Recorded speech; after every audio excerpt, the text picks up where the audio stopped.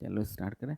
छत्तीसगढ़ में मराठा प्रशासन। अब मराठा कैसे कैसे शासन किया, इसमें उसका राजस्व व्यवस्था क्या था, ठीक है, व्यापार व्यवसाय कैसे थी, सामाजिक व्यवस्था कैसी थी, संपूर्ण चीज़ों को यहाँ पर देखेंगे। हेडिंग भले प्रशासन है लेकिन पूरी सामाजिक व्यवस्था सब कुछ यहाँ देखेंगे। नाप तोल की प्रणाली क्या थी, सारा चीज़। तो सबसे पहले देख लेते हैं सूबा शासन। तो हम सूबा शासन में सूबेदारों के माध्यम से शासन चला है। महिपतराव दिनकर, विट्ठल दिनकर, ये सब तो पढ़ लिए हम, लेकिन यार वो एक्चुअल में कैसा था वो नहीं पढ़े, ठीक है। तो छत्तीसगढ़ मराठा राज्य का एक सूबा था। सूबा मतलब उसका प्रांत। जैसे भारत का एक राज्य क्या है, छत्तीसगढ़ है, मध्य प्रदेश है, बिहार है, उड़ीसा है, वैसे ही नागपुर वो राष्ट्र हो गया, समझो देश हो गया उन लोगों का, और उन लोगों का एक राज्य क्या हो गया, छत्तीसगढ़ हो गया। तो छत्तीसगढ़ को उन लोग क्या कहते थे, सूबा कहते थे। और सूबे के प्रमुख को क्या कहेंगे, सूबेदार। शासन तो करना चाहिए युवराज को, मतलब राजा लोगों को ही। एक तो होगा भी राजा का बाप, ठीक है, मतलब राजा बोलो, और अपने बेटा लोगों को ही सूबेदारी का पद देता था, या फिर समझो वहाँ का प्रांतपति बना के रखता था। तो सूबे का प्रमुख क्या होगा, सूबेदार होता था। और अब सूबेदार है मतलब सूबे का सभी शक्ति देना पड़ेगा ना, चाहे सिविल शक्ति हो या फौजदारी शक्ति हो या न्यायिक हो या सैन्य। भाई उस पूरे साम्राज्य, उस क्षेत्र की रक्षा करना आपकी जिम्मेदारी है, तो सैनिक शक्ति तो दोगे, और यहाँ से रेवेन्यू वसूल भी करना है, डेवलपमेंट भी करना है, तो सारा न्याय भी करना है हमको यहाँ पर, तो ये काम को भी देना पड़ेगा ना। तो सैनिक, असैनिक, दीवानी, फौजदारी, सब शक्तियों का प्रमुख कौन हो गया, सूबेदार हो गया। और सूबेदारी का मुख्यालय क्या होगा, रतनपुर होगा यार, और कौन सा होगा, इसमें कोई सोचने वाली बात ही नहीं है, ठीक है। तो जो सूबेदार है, खालसा और जमींदारी दोनों क्षेत्रों के प्रशासन को संभालता था। अब ध्यान से समझना, जैसे ये छत्तीसगढ़ है ना, ये पूरा तो एक सूबा हो गया, लेकिन कुछ कुछ क्षेत्र क्या हो गया, जमींदारों को दे दिया जाता था, समझ गए। तो यहाँ पर जमींदार क्या देंगे, मराठा शासक को टकोली देंगे। तो यहाँ का भी शासन उनकी ओर से संभालता था, कहाँ का, जमींदार का, ठीक है। तो देखो सूबे, यहाँ पर एक सूबेदार है ना, और सूबेदार किसके लिए जवाबदेह है, नागपुर के शासक। ये नागपुर का शासक इसको क्या किया है, नियुक्त किया है भाई। नागपुर शासक किसको नियुक्त किया है, सूबेदार को, सूबेदार को, है ना भाई। और सूबेदार को नियुक्त कर दिया। और यहाँ पर कौन हो गया, जमींदारी। देखो ये जो छोटा छोटा जो क्षेत्र बनाया हो जमींदारी क्षेत्र है, और ये जो क्षेत्र है बाकी जो दिख रहा है वो क्या है, खालसा। एक हुआ खालसा क्षेत्र और एक हुआ जमींदारी क्षेत्र, है ना। तो जमींदार, ये जो क्षेत्र है वो जमींदारों के अधीन हो गया, ठीक है। और ये जो व्हाइट वाला जो अंदर का दिख रहा है, वो वाला पार्ट किसका हुआ, खालसा जमीन कहेंगे। तो खालसा जमीन पर किसका अधिकार है, नागपुर शासक का। तो नागपुर शासक इसकी देखरेख के लिए किसको बनाया, सूबेदार। और यहाँ पर की जमींदार देख रहे हैं स्वतंत्र रूप से, लेकिन फिर भी सूबेदारों को के अधीन किया गया, किसको, जमींदारों को, ठीक है। तो जमींदार सूबेदार को टैक्स देगा, टकोली, और सूबेदार उसको यहाँ तक छोड़ के आएगा, ठीक है। तो यहाँ पर द्वैध शासन टाइप की स्थिति है, समझ लो। क्लियर, यहाँ तक समझ आ गया। अब सैनिक व्यवस्था देखते हैं। तो सैनिक व्यवस्था के संबंध में हमको स्रोतों में कोई जानकारी तो नहीं मिली है, लेकिन जो स्थानीय किसान वगैरह लोग होते थे ना, या जमींदार होते थे, उन्हीं लोग सपोर्ट करते थे इनको युद्ध की स्थिति में। बस यही है, क्योंकि यहाँ से कोई खास युद्ध वगैरह कहाँ पढ़े हो आप, जब जमींदारी आंदोलन हुआ है और उन्हीं लोगों को दबाते थे। तो कैसे दबाए हैं, देखो एडमंड के समय में कैसे दबाए हैं आंदोलन को, अपनी कुछ सेना भेजा क्या, ब्रिटिशर्स ने क्या किया, खैरागढ़ के शासक को बोला कि यार आप मुझे सपोर्ट करो, और राजनांदगांव के महंत को बोला। तो ये स्थानीय लोकल लोग हैं कि नहीं है, तो अपनी पर्टिकुलर कोई सेना वेना बना के ये नहीं रखा है, बल्कि रियासत के शासकों की मदद से ही आंदोलनों को दमन करता था। और इसके समय में कोई बड़ा विद्रोह तो हुआ नहीं है इधर उधर से, ठीक है भाई। तो जैसे कि कलचुरियम में नहीं होता था, अनंग भीम का आक्रमण हो गया, या फिर जाचल्य उसका हो गया, क्या नाम है उसका, सोमेश्वर देव का। तो इस टाइप का तो कोई विद्रोह हुआ ही नहीं है, और जब बड़ा विद्रोह होता है तो सेना बना के रखनी पड़ती है। तो इसके समय में ये पता चल रहा है कि शांतिपूर्ण व्यवस्था थी, मतलब कोई बाह्य विद्रोह नहीं हुआ है, इसीलिए तो इसको आर्मी नहीं रखना पड़ा है ना। तो जो भी आर्मी रखा है, सूबा रखा है, सूबेदार रखा है, ठीक है। और किसके लिए रखा है, जमींदारों के दमन करने के लिए रखेगा, और क्या करेगा, टैक्स नहीं देगा तो उनको वसूलने के लिए। तो नॉर्मल उसके लिए सेना थोड़ी रखनी पड़ती है, पुलिस रखनी पड़ती है। तो इनके समय में कोई सेना वेना मिलेगा क्या, नहीं मिलेगा, ठीक है। चलो न्याय व्यवस्था। तो आप देखो कलचुरियों के समय में कितनी अच्छी व्यवस्था थी, है ना। और मराठों में भी बिंबा जी के समय में कितना शानदार था। और जैसे ही सूबेदार व्यवस्था आया, न्याय व्यवस्था पूरी चरमरा गई कि नहीं चरमरा गई। तो अधिकारियों के न्यायिक क्षेत्र, कार्य क्षेत्र स्पष्ट नहीं है। तो सूबेदार में न्यायिक शक्तियां सूबा को दिया है कि नहीं दिया है। बाद में जो सूबेदार आएगा विट्ठल राव दिनकर, वो परगना पद्धति ला दिया था। मतलब अपने जो सूबा है ना, सूबा, उसको सुविधा के लिए किस में बदल दिया था, परगनों में। पूरा संपूर्ण सूबा को कितने परगनों में बांट दिया था इसने, 27 परगनों में बांट दिया था ना, 27 परगनों में। और परगना का हेड किसको बनाया था, कमाविंसदार को। किसको बनाया था, तो इसका हेड कौन हो गया, कमाविंसदार। और पूरे का हेड कौन हो गया, सूबेदार। गांव में तो गौटिया होता है, तो गांव में गौटिया देख रहा है, और परगना में कमाविंसदार देख रहा है, और सूबेदार कहाँ देख रहा है, पूरे सूबे का। तो आप सूबेदार को सुप्रीम कोर्ट कह सकते हो कि नहीं, सूबेदार को सुप्रीम कोर्ट कह सकते हो, और परगना को अपने अपने परगना का हाई कोर्ट कह सकते हो कि नहीं। और जो गौटिया होता है उसको गांव का क्या बोल सकते हो, सामान्य जस्टिस कह सकते हो भाई गौटिया को। ठीक है, गौटिया। तो इसको हाई कोर्ट के अधीन सब ऑर्डिनेट कोर्ट कह सकते हो कि नहीं इसको। तो इस तरह से तुलना कर सकते हो। तो सूबा में सूबेदार प्रमुख हुआ, परगना में कमाविंसदार हुआ, और गांव में गौटिया हुआ। ठीक है, तो इन्हीं लोग न्याय का कार्य करते थे। कोई कोई निश्चित अधिकारी बना के रखे थे क्या, कलचुरियों की तरह नहीं। तो अब नहीं है व्यवस्था न्यायिक ढंग से, तो विवाद होगा कि नहीं होगा। तो अंतिम विवाद निर्णय कौन करेगा, नागपुर का शासक करेगा। ठीक है, न्यायिक संबंधी अगर कुछ भूल हो जाए, कुछ विवाद हो जाए, तो अंतिम निर्णय कौन करेगा, नागपुर का शासक, क्योंकि वही तो क्या किया, इन लोगों को नियुक्त किया है। सूबेदार को मृत्यु दंड देने का अधिकार था, लेकिन ब्राह्मण और वैरागी को मृत्यु दंड से मुक्त रखा गया है। भाई मराठा लोग तो ब्राह्मणों की बदौलत तो चले हैं ना। तो इन लोग ब्राह्मणों और बैरागी दोनों एक तरह से ब्राह्मण ही हैं, दोनों को मृत्युदंड नहीं दे सकते। देखो कैसे वर्चस्व मिला हुआ। चलो, पुलिस व्यवस्था, तो पुलिस व्यवस्था का अभाव था। सूचना देने के लिए हरकारे, क्या बोलोगे, सूचना देने के लिए हरकारा या हरकारे की नियुक्ति की जाती थी। ठीक है, कुछ भी घटना हुआ उसका सूचना देगा, उसको क्या बोलेंगे, हरकारा। ठीक है, कमाविंसदार परगने का प्रमुख पुलिस अधिकारी होता था। वही सैनिक अधिकारी है, न्यायिक अधिकारी, पुलिस अधिकारी। और सेबंदी नामक एक अधिकारी होता था जो कमाविंसदार के अधीन होता था, वही पुलिस व्यवस्था को देखता था, मान के चलो। तो गौटिया पर गांव की सुरक्षा का दायित्व था, और यह अपराधों की सूचना किसको देगा, कमाविंसदार को देगा। किसको देगा भाई। और गांव में एक पद होता था कोतवाल। तो गौटिया की मदद के लिए कौन है, कोतवाल। और कमाविंसदार की मदद के लिए कौन है, सेबंदी। ठीक है ना भाई, कौन है, सेबंदी। और घटना की सूचना देने के लिए कौन है, हरकारी। कौन है, हरकारा, या उसी का बहुवचन हरकारे। यहाँ तक समझ आ गया। अब देखो परगना व्यवस्था।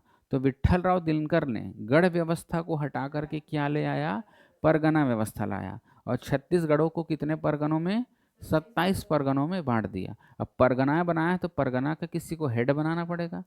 तो कमाविंसदार परगना का हेड होता था। तो बनाया कौन है, हाँ, विट्ठल राव दिनकर सूबेदार बना है। तो इसकी नियुक्ति कौन करेगा, सूबेदार करेगा। और जितना शक्ति सूबा में सूबेदार को होता है, उसी की समान शक्ति परगना में किसको दे दी गई, कमाविंसदार को। यहाँ तक समझ आ गया। और जो पुराने दीवानों और दाऊ के स्थान पर, भाई देखो गढ़ व्यवस्था हटाया है, तो गढ़ में दीवान बैठ रहे हैं और बारहों में दाऊ, दोनों को हटाएगा कि नहीं हटाएगा। लेकिन गांव को कैसे हटा सकता है, इसलिए गौटिया का पद बने रहेगा। और किसका पद खत्म होगा, ठीक है, अपने आप हो रहा है ना कॉन्सेप्ट से। तो परगनों में किसको बैठाया, कमाविंसदार को। फड़नवीस को बैठाया है ना, बड़कर को बैठाया। आगे जाकर के हम इन अधिकारी कौन है, क्या काम करते हैं, उसको देखेंगे। ठीक है, और गौटिया का पद एज इट इज रहा। गांव गांव को तो समाप्त कोई नहीं कर सकता ना, और ये पद तो अंग्रेज भी नहीं हटाएंगे।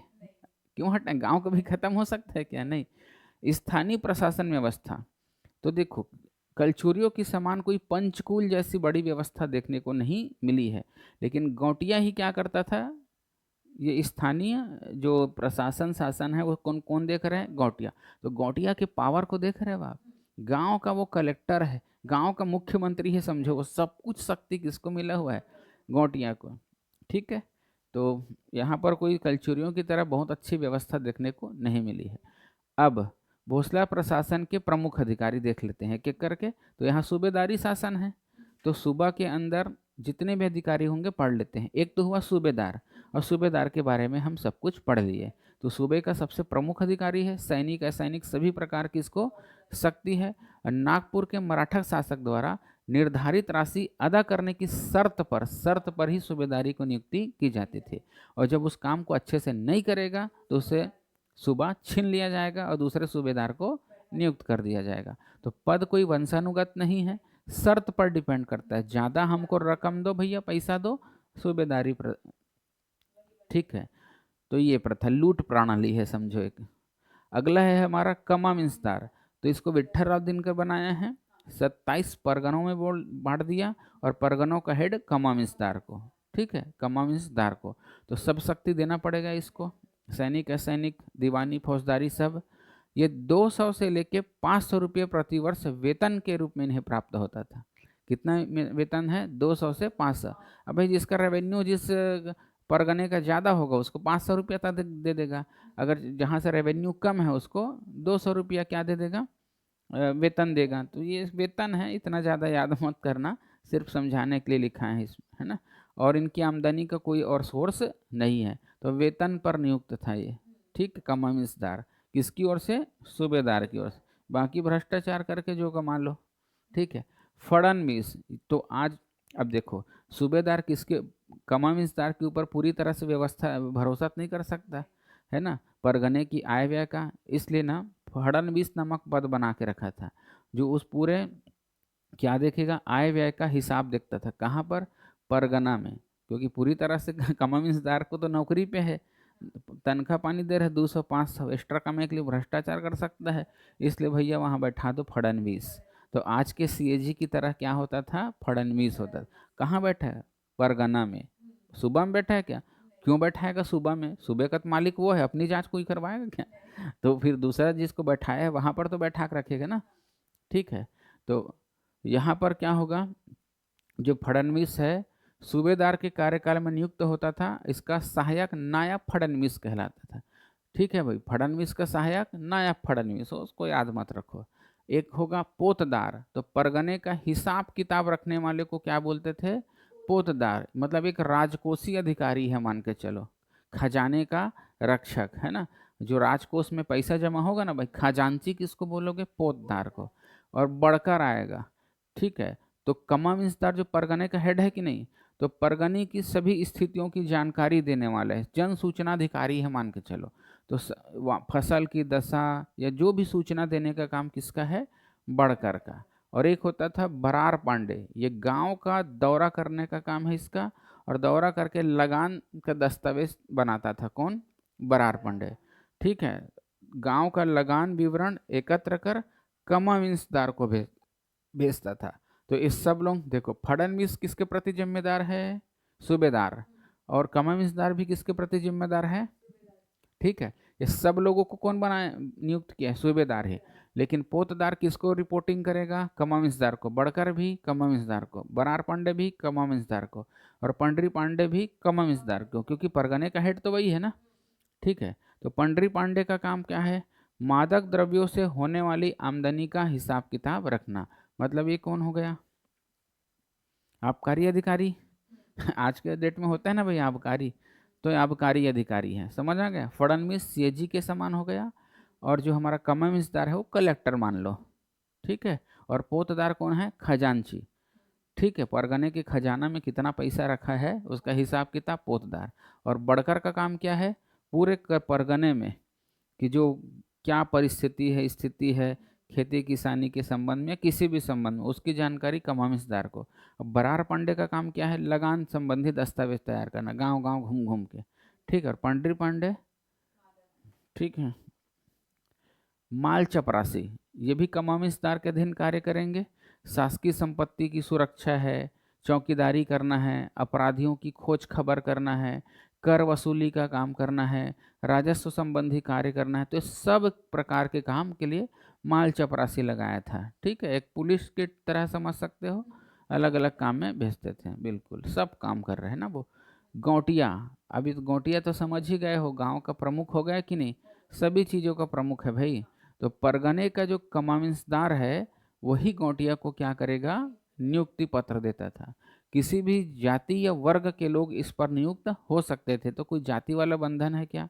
और बाद में देखोगे तो गौटिया का पद अनुवांशिक हो गया, मतलब गौटिया का बेटा ही गौटिया, ऐसा। ठीक है। सबंदी या इसको सेबंदी भी बोलते हैं।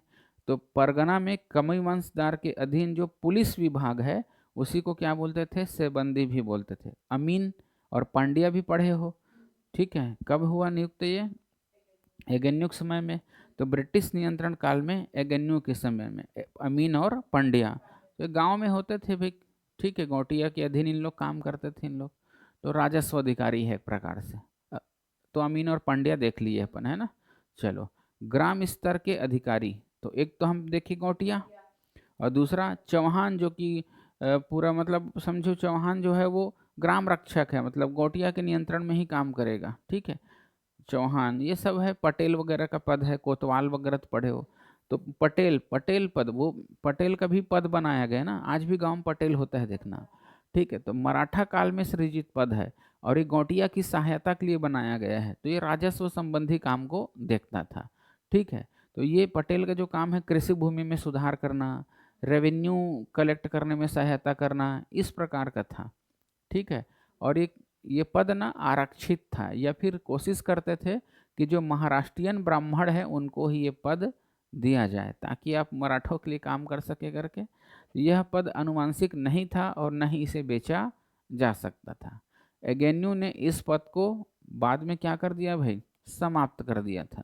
ठीक है। मराठा के समय में था, लेकिन एगेन्यू ने बोला ना, पटेल का पद को समाप्त करके अमीन और पांड्या बनाया। इसके काम को किसको दिया, अमीन और पांड्या को। ठीक है। कोटवार, तो इसकी नियुक्ति शासन की ओर से की जाती थी और पारिश्रमिक के रूप में गांव में एक खेत या अनाज मिलता था, आज भी मिलता है देखो।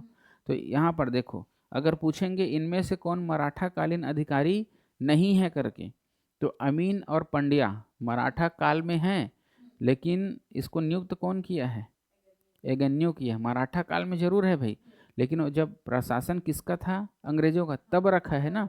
और ये अमीन और पांड्या मराठों के काल में, मतलब जब मराठा खुद शासन करते थे तो नहीं था, लेकिन हाँ, ध्यान में रखना इसको। तो हो सकता है ऐसा पद दे दे, गौटिया, चौहान, पटेल, अमीन, ऐसा करके, तो अमीन को लेना वहाँ पर आंसर। ठीक है। यहाँ पर सावधानी पूर्वक बनाना।